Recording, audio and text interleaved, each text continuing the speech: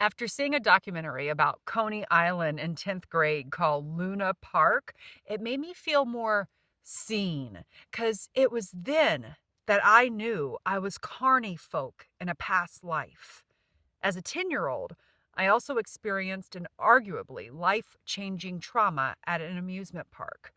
I don't know if that's ironic, a messed up synchronicity, or just the way life rolls. But today we're going to unpack it all. So pack your bags with me, y'all. We're going on an adventure to all the amusement parks of my childhood. Hey y'all, I'm Brooke Hoover, a Louisiana native, actor, writer, and comedian.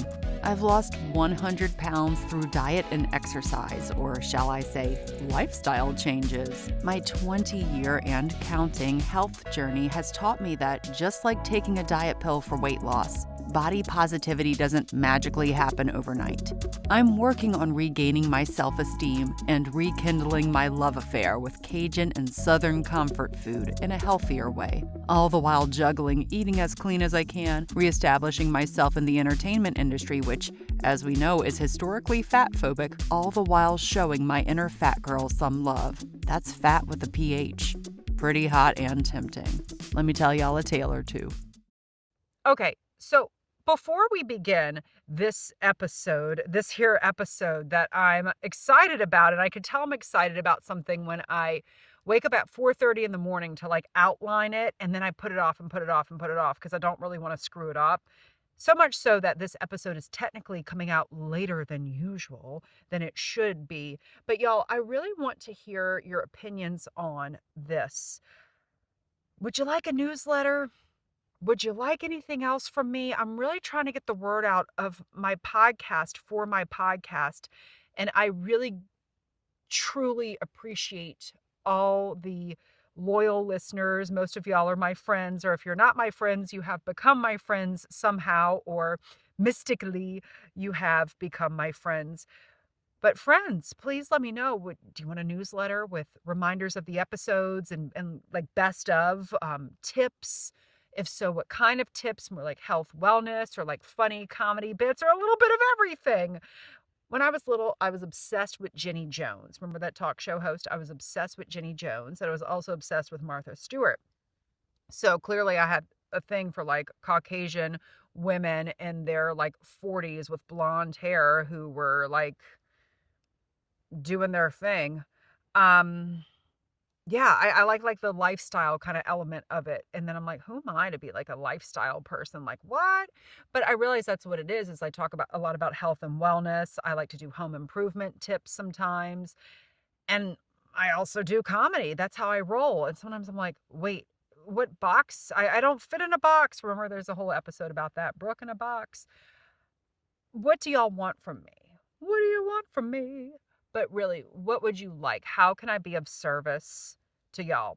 So let me know. Who's dat fat girl at gmail.com, or contact Brooke Hoover at gmail.com, or brookehoover.com/contact. I make it very easy to reach out to me. So just reach out to me. Let me know. And let's begin. Y'all, there's something about amusement parks. When you're there, there's so much stimulation. Nowadays, for me, it's overstimulation. There's colors, excitement, that the day after you get back from the amusement park, it feels like utter depression. Or maybe it's the fact that you just risked your life being so close to death while on a loop-de-loop roller coaster whose seatbelt bar was giving you some mean camel toe, that it makes you feel alive again. And then Monday morning, when you're back at the office, refilling your Stanley cup at the water cooler so you can get your necessary water and steps in because you're trying to be a good human, life just doesn't feel so thrilling, especially in comparison with Nitro or the other, amusement park rides. I looked all over y'all for an inspirational quote about the duality of pain and pleasure and ups and downs that only a good old amusement park can bring, or really life for that matter can bring. But I could really only think of a song. Y'all know what I'm talking about. What goes up must come down. Spinning wheel, got to go round. I'm off a little bit. Talking about your troubles, it's a crying sin.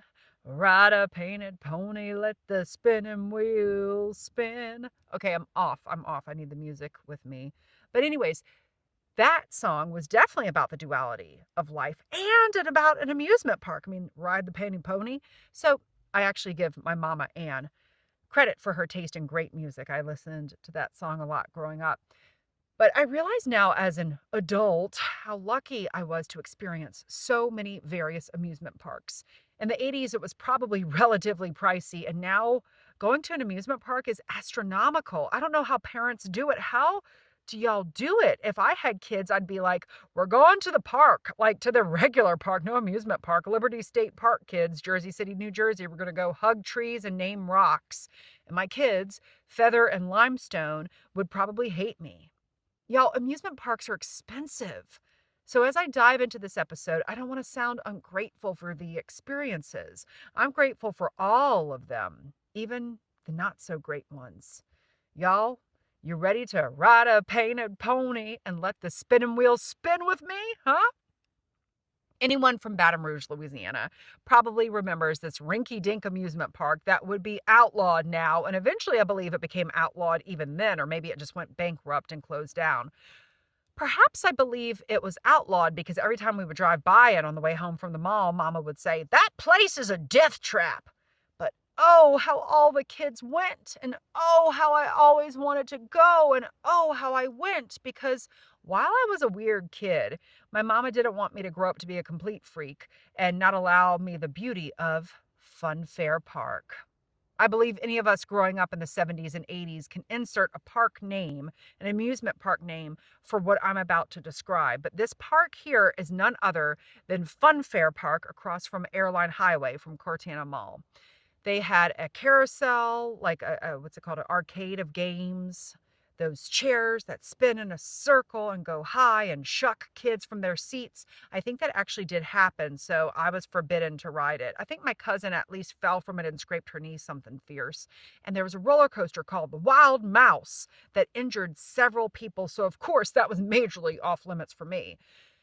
They also had a sweet little chimp in a tiny ass cage, and some bastard people gave the chimp cigarettes. It made me really sad. Joy and pain, sunshine and rain. That's another song about turn it up now. That song just got into my head, that song about the duality of life. But y'all, like so many of us did in the 80s, we let horrible shit slide. I mean, we were coming off the 50s, we were coming off the 60s, coming off the 70s, and that's what we did. I'm not happy about it. I was 5. No excuses, though. What could I have done? But I still think about that chimp to this day. I still feel bad about people giving her cigarettes. And then I realize, as a former smoker myself, maybe that was actually fun for her. Maybe that made her addicted and she looked forward to those little cigarettes, smoking like the jailbird Fun Fair Park made her out to be. Because that's what she was, just in jail. There were plenty of birthday parties at Fun Fair Park, though I was never allowed to have one for myself at a death trap. And also, my birthday is July 28th, so it's pretty hot to have it at an outside place. So I missed out. And the chimp missed out too, because if I would have had my birthday there, I would have shared my cake and my birthday wishes with her. But I do believe a birthday wish came true for that chimp because she escaped from her cage on occasion from time to time. I'd like to believe, like the story in my head is that the chimp escaped forever and she's now living her best life on an airboat on the bayou. But I digress. Oh, here we go with another theme park. I'm not a Disney adult. I always say there are 2 types of people in this world, those who love Disney World as an adult and those who get laid. But I just read John Stamos's biography. Thanks to Lori. Shout out Lori for the book. And I learned that John Stamos is a Disney adult and that guy is fine. Have mercy. So he definitely gets laid. Anyways, come to think about it, Little Mermaid and those phallic symbols in the castle, all the innuendos, Disney adults are definitely getting laid. But anyways, as a child, I loved Disney. Probably because my dad had to fulfill some of his own childhood dreams and buy a timeshare in Kissimmee, Kissimmee, it's Kissimmee, not Kissimmee. So in order to make good use of that timeshare, we went to Disney World twice a year. I especially loved Fantasyland. I felt like so protected there. The Disney classics. Y'all remember the Dumbo ride? It's a Small World. Oh man, that was my jam. That's going to be in your head all day. Alice's Teacups. That was as crazy as I would get. But on some days, I'd suck it up when Mama was too damn hot for this shit. And we would go ride the Haunted Mansion. Ooh, excuse me, I just burped. We would just go ride the Haunted Mansion ride again and again because, according to Mama, that ride has the best air conditioning, baby. I personally loved the kind of educational vibe at Epcot, the sophisticated vibe. And honestly, if I were to go to Disney today, that's probably where I would spend most of my time. Because, ooh la la, you can go to France and Germany all in one day in South Florida? Hey, how do you say sign me up, Fraulein, in German? At Epcot, there was like that ride that smelled like oranges and the globe and then the golf ball thing, whatever it's called. Disney experts, y'all know what I mean. There was a ride about produce. Do y'all remember that? And there was a song that like the produce would sing called Listen to the Land, Listen to the Land. Does anybody following me? There were so many times, there were so many things, so much amusement there. But what I remember most are the good times at Disney World. The times before the great schism, or when my mom and dad got divorced. Like when our family friend was going up the down escalator at this cafeteria in Epcot singing that song, Listen to the Land, Listen to the Land. And it made my mama pee in her pants. And we had to go get her another pair of pants. Or the time at like the Kissimmee, I keep saying Kissimmee St. Cloud, but the Kissimmee condo, I met a new friend who was all the way from Puerto Rico. She was one of my very first friends who did not look like me, which is basically just a white kid. And I loved like making friends with her. It was so easy. I was usually a shy kid and making friends did not come easily to me, but I guess Vacation Brooke made friends like a little Disney beast.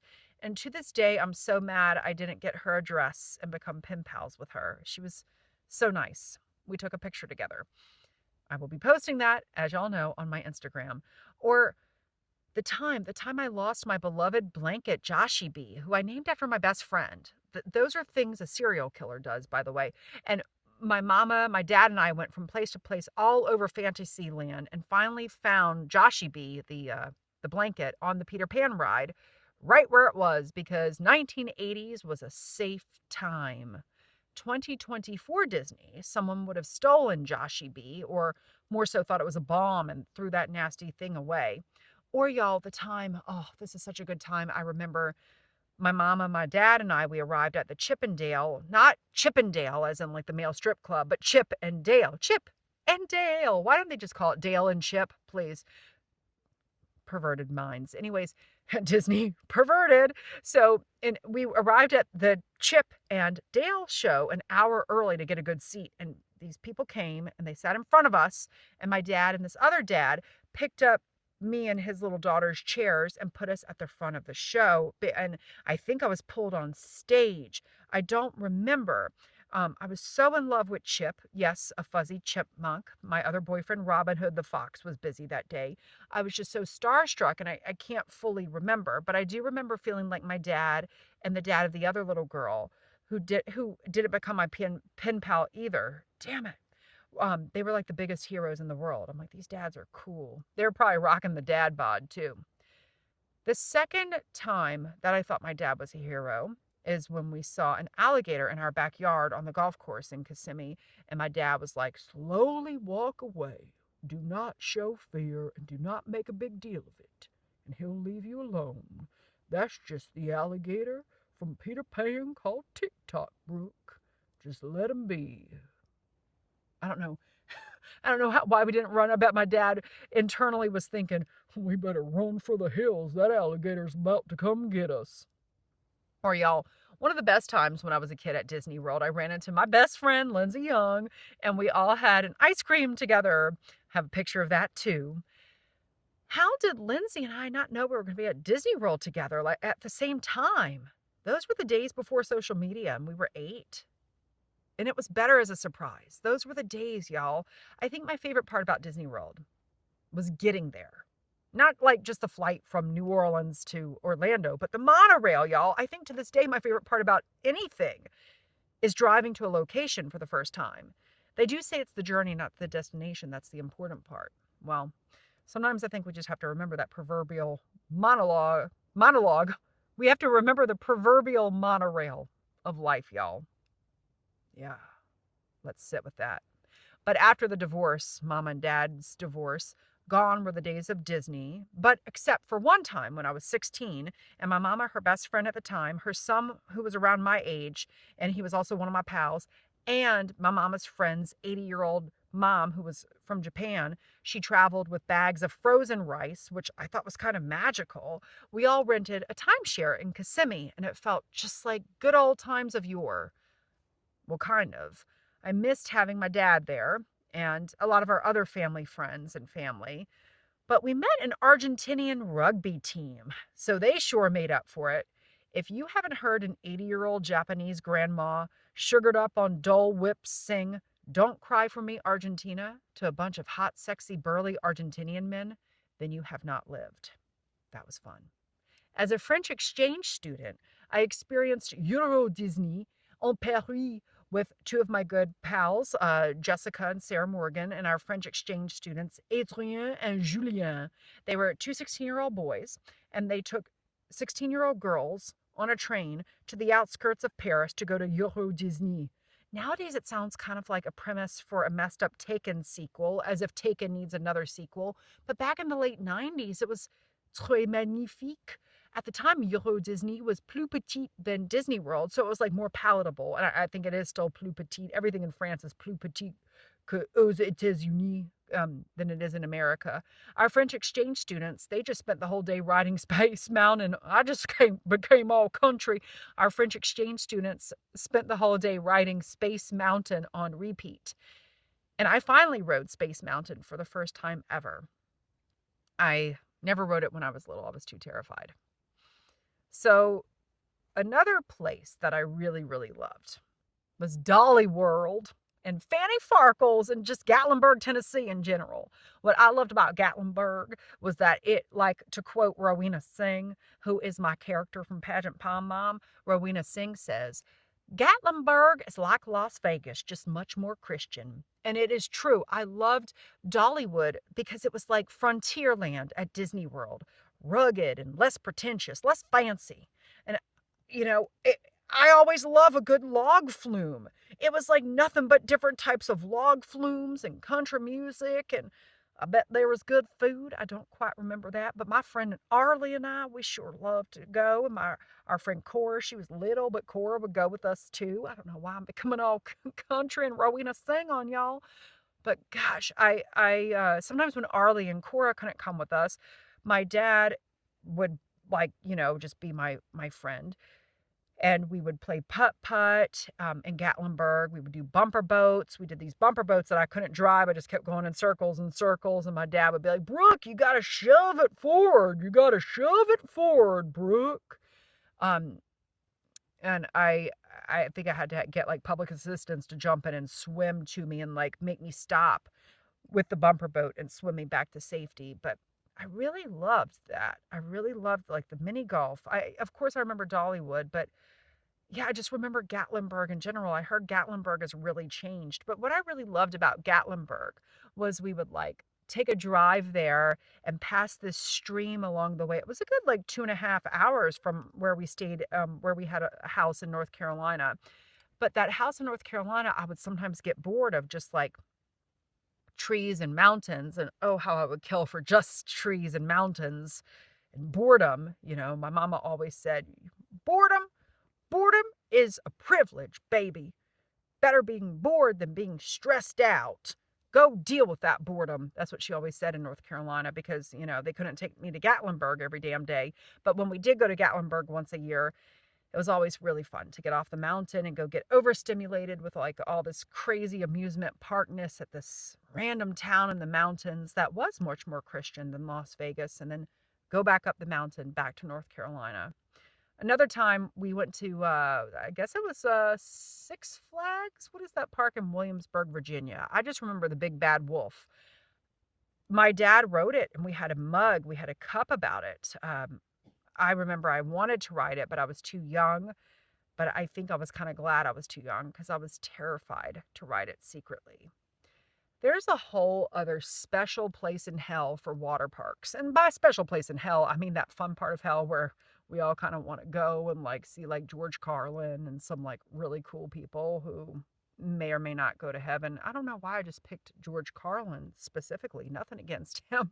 He's actually not my style of comedy, but very respectable comedian in my humble opinion. But anyway, I feel like that's something my mama would say. Water parks have a special place in hell, baby. Anyways, so water parks. Let's talk about that. So, first off, speaking of water parks, and I talked about a documentary ages ago in this podcast, good 20 minutes ago, called Luna Park about the park in Coney Island. There's another great documentary called Class Action Park. I believe it came out the summer of 2020. So it was like the highlight of my 2020, basically that and like the Jonas Brothers movie. Um, Class Action Park, I believe it was on HBO. Gosh, they're getting all these plugs and they're not even sponsoring me. I have no sponsors. But Class Action Park was phenomenal because it was so bad. It was like Fun Fair Park or some of the water parks situations I'm fixing to talk about here. But Class Action Park, y'all, I have a whole blog about it that uh, we didn't really need one because we had our own class action park at our lake in North Carolina. But basically, there was a lot of bad stuff that would happen. There were snakes in this one whole area. People, this is not a laughing matter, but people passed away. Um, and that's kind of, again, like what happened. Like there was no who was regulating these people. But anyways, so the water parks that I went to or didn't go to, there was one called Blue Bayou Water Park, and it opened up right by like the interstate, and it was this big thing. It opened up, everybody went. It had a wave pool, these big old slides, and I was forbidden to go. I never went. Still to this day, I've not gone because my mama said that is a death trap. And I think it's because she allowed me to go to Fun Fair Park that she was thinking, I'm never allowing you to go to Blue Bayou Water Park. Mama really does not like the way I impersonate her. I'm like, sorry, Mama, this is the way you are in my head, yo. But there was another water park called Big Kahuna in Destin, Florida. And when my parents got divorced, like a good divorced daddy does, he took me to that water park because what Mama doesn't know won't kill her. Wow, this sounds like it's straight up from The Waterboy with Adam Sandler and Kathy Lee Bates and the Fonz, Henry Winkler. Anyways, so Big Kahuna, there was nothing really bad about it. The worst thing that happened was that I stubbed my toe and I was so body conscious that I had a t-shirt on the whole time. And one of my friends was like, Brooke, you're going to have to take off that t-shirt because it's going to get hung up in a water slide and it could, rip, or worse, it can make you drown. And I was like, oh, I think I would rather drown or risk that than show my actual body. I was like 13, 14 years old, guys. Give me a break. But, there was another park that I want to tell you all about that opened up in Baton Rouge, Louisiana, and kind of made up for Fun Fair Park being so crappy and for me not being allowed to go to Blue Bayou. It was called Celebration Station. And Celebration Station was basically just a bunch of fun games inside. So it was great because Mama would bring me there in the summer because it was cool. It was air conditioned. They had skee ball, which Mama was great at skee ball. They had that game where you get the water gun and you shoot it to the target and the thing goes to the top. And then you could go outside and play putt putt. And I believe they had bumper boats, which I've never been on another bumper boat again since Gatlinburg. And so my mom and my dad would kind of alternate who would bring me with the divorce. And then one day my dad brought me and we went with like some family friends. And I went off. I was like, Dad, I'm going to go over and play the water gun game and go to the target because I had to practice so I could become better than Mama at that so I could win for once. And I'm playing, and all of a sudden I like feel this energy. It was the first time I'd really felt energy and I felt this negative cloud over me. I was so focused. And I thought it was like some little kid who was like trying to screw with my game. And this guy puts his hand on my shoulder and I look up and he looks like Miami Vice. Like he looks like he's maybe like in his 30s, 40s, like this big, bushy, uh, dark beard, um, like big hair kind of guy, kind of like Uncle Jesse, but like sketchy and like with a beard. That's how the guy looked. And by Uncle Jesse, I mean John Stamos' character from Full House. Yes, this episode is all about John Stamos. And he says to me, "Hey, do you like games? I have some really cool games in my van." And all of a sudden I go, "Dad!" And I start screaming for my dad. My dad doesn't come to me. And some people kind of like look at me, but the guy, he makes a beeline for the door. It plays out in my head like in a movie. I remember Miami Vice, Uncle Jesse, Miami Vice, like making a beeline for the exit of Celebration Station. I run over to my dad because, I follow the rules and I'm a little tattletale and a goody two shoes. And no, for fart noise's sake, I almost just got kidnapped, y'all. I went over to tell my dad because I was terrified for my life. I was like, "Dad, um, I think I was almost kidnapped." And one of our family friends was with my dad, and they were just like, "Oh, Brooke," they just brushed it off. They totally brushed it off. And I was not the type of kid who embellished. I wasn't. I was actually pretty darn self-sufficient, maybe too self-sufficient for my own good. I didn't make things up. I wasn't like that. And I was kind of heartbroken because when I told my dad, here was the man who was riding all the rides with me as a kid, taking me to all the fun places. And now it was basically like telling me, "You're on your own. You're facing imminent danger on your own." And a couple of years later, I told my mom that. I didn't tell my mom that at the time because I didn't want my mom to like not let me go see my dad. And my mom, one of her friends, the same friend who we went to Disney World with when I was 16, this family friend would say like some busted stuff to me. And she was like, "Brooke, I bet they love your blonde hair and blue eyes. And I know that there's been a white van uh, moseying around your street. Maybe he wants to take you." Like, what? Like, he likes my blonde hair and blue eyes. Maybe he doesn't want to human traffic me. He just wants me for parts, like a used car. It was so weird. I would like to say, like, these experiences made me feel stronger as an adult. Maybe it did. I don't know. I've always been pretty self reliant. I've always been pretty independent, but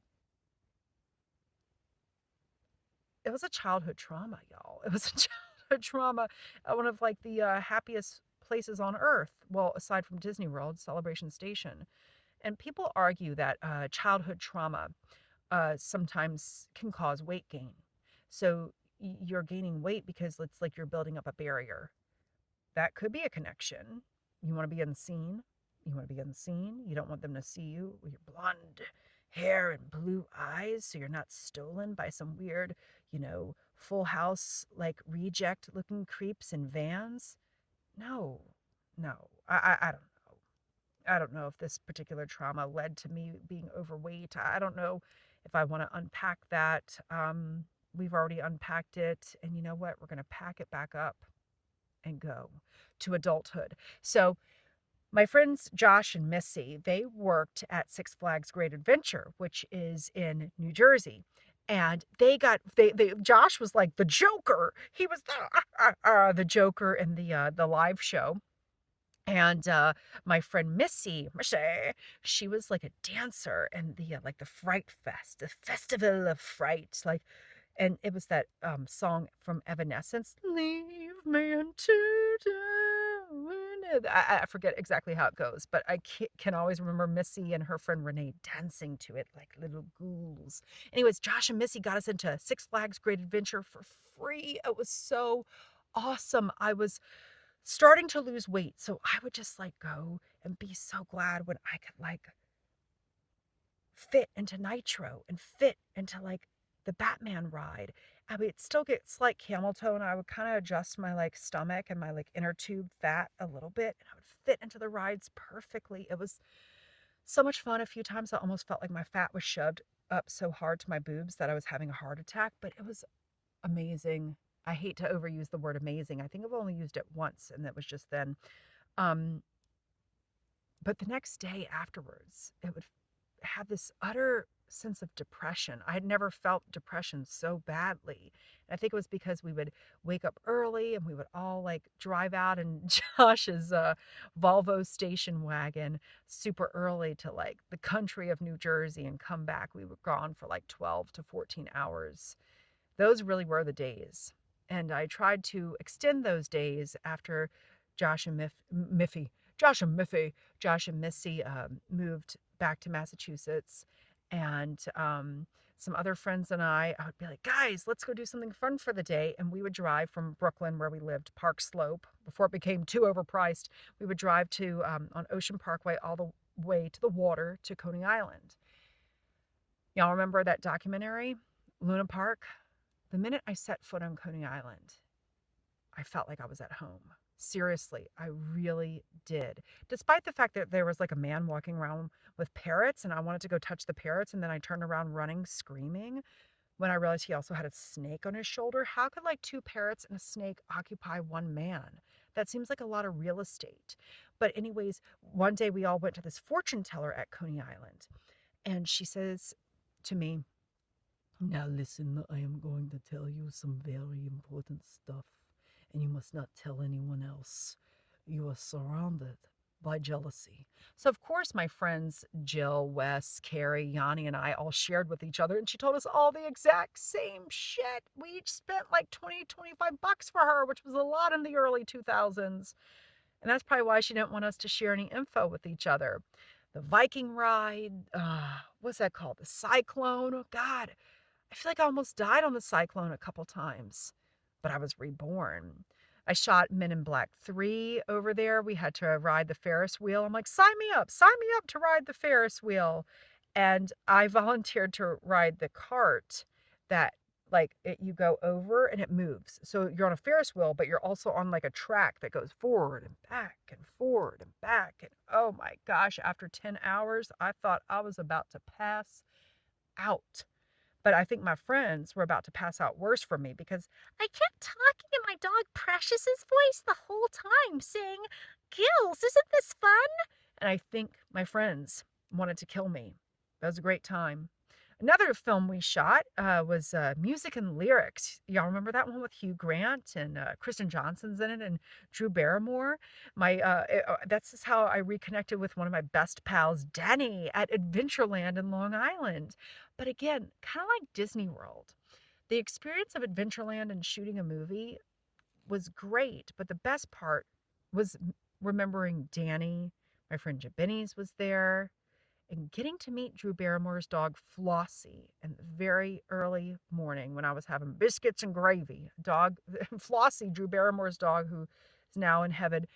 Flossie must have really liked biscuits and gravy too, because she can't. This dog comes up to me and I'm petting her, and I go back. I was like, "Y'all, I just met the cutest dog," and my friend was like, "Brooke, that was Drew Barrymore's dog." I was like, "Holy cow! I just met Flossie. I just met Flossie." And yes, Adventureland was fun. We got paid to ride like rides and like do some fun stuff, but the thing I remember most is Flossie. And the second thing I remember is my friend Danny. Okay, Danny, I remember you first, Flossie second, but really I remember Flossie first. Y'all, there's just, again, something about amusement parks. And I wonder now, especially after the pandemic, life is a little different. Life is a little hard for a lot of us. Like, I am still getting back into the swing of life. I don't know about y'all, but I am. And something I wonder, it's like overstimulation is very, very difficult for me lately. Really difficult for me. So I wonder how I would be at an amusement park, how I would be at anything. I mean, like flying in a plane is hard enough for me. I feel like I've lost my sense of adventure. I'm in my early 40s and I'm kind of like liking the safety and monotony versus the ups and downs of life. But that's not what life is. And I was raised by Anne Olivier and Bob Hoover. They weren't perfect. They're not perfect parents. No one is. But one thing they showed me is that life is so much better when there's a lot of different colors. Colors with a U. We're spelling colors the British way, Colours, than when life is boring. There's that surprise element. You know, even though calmer mystery is more my speed these days. So I have been to amusement parks since. I've kind of gotten over my fear of the ups and downs and the extreme lows the day after my near kidnapping experience. My boyfriend Harry and I, we've been to Keensburg in South Jersey, which is fun near the beach. It's kind of like a little rinky dinky, but it's got like a lot of heart, a lot of fun to it. And still on my list, on my bucket list, there's this, I think, an amusement park called Land of Make Believe. I think Land of Make Believe might still exist, but Storybook Land is in New Orleans. All right, let's talk about that in a second. There's this abandoned amusement park with like a Humpty Dumpty statue. It's somewhere in New Jersey. One of my buddies filmed something there, and I'm dying to break into an abandoned amusement park. Doesn't that sound fun, going to an abandoned amusement park? Or better yet, what if we snuck onto Class Action Park like I was telling y'all about the documentary? Or nowadays, even the idea of sneaking and stealing some really hard to find landscaping rocks. Because amusement parks are really just bipolar mofos. But again, the ups and downs and craziness of amusement parks are much better than a life of complete predictability. Said the girl who was carny folk in a past life. Maybe the guy who was trying to kidnap me, he wasn't trying to kidnap me after all. He was just trying to bring me back to another life, to another portal, to go back to the carnival from whence I came. That's weird. We're not going to end with that, y'all. We're not going to end with that. That's a little morbid and unsettling. So there's a place called Storybook Land in Louisiana and New Orleans that I have not been to, that I am dying to go to, that a lot of peoples I know have gone to. And yeah, my mama always talks about some ride called the Zephyr for this place. I think it was like right along the river in New Orleans. It closed down. And there's another amusement park I never went to called Jazzland in New Orleans that closed down. I think it may or may not still be open. I don't know. There's just a thing about amusement parks. So I did this episode specifically because we're fixing to head into summer. So I want to know, are y'all going to any amusement parks this summer? Are you going to sweat your butt off and get a swamp butt seat when you're sitting in the seat at the amusement park? That was always a fun time for me. Or are you just going to do something fun, something amusing that isn't an amusement park? Just let me know. And remember, let me know how I could be of service to you, what else you want from me, and y'all have a great one. Have an amusing one. Oh, this is how we're going to end the episode. Ride a painted point. If I could say it right. Ride a painted pony. Let the spinning wheel spin, y'all. Thanks so much for listening, y'all. It is my hope to inspire, uplift, and entertain you with this Who's Dat Fat Girl podcast. So, if you're hungry for more, you can book me to speak or perform my solo show that inspired this podcast, Fat Girl Costumes, written by yours truly and directed by Brian Lady at your virtual or in-person event. Please visit brookhoover.com/fluffybuttproductions or email me at contactbrookhoover@gmail.com for more info. And let's follow each other on Instagram. I'm at Brooke Hoover, and the O's in my name are not the letter O, they're zeros. Not because I want to be a size 0, but because I guess I'm just so clever with my late 90s Yahoo self. And if you like this podcast, which I really hope you do, please give me a 5-star rating and write a review on Apple Podcasts. And most importantly, share this with your friends, family, and other people you may know who are as fat as we are. That's fat with a PH.